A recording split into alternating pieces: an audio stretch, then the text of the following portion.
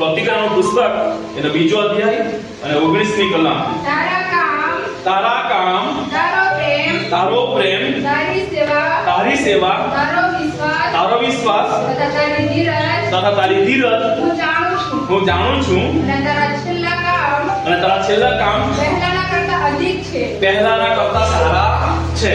હવે પ્રભુ ઈસુ તેના લોકોને કહે છે તારો પ્રેમ તારો વિશ્વાસ તારી ધીરજ તારા કામ એ હું જાણું છું.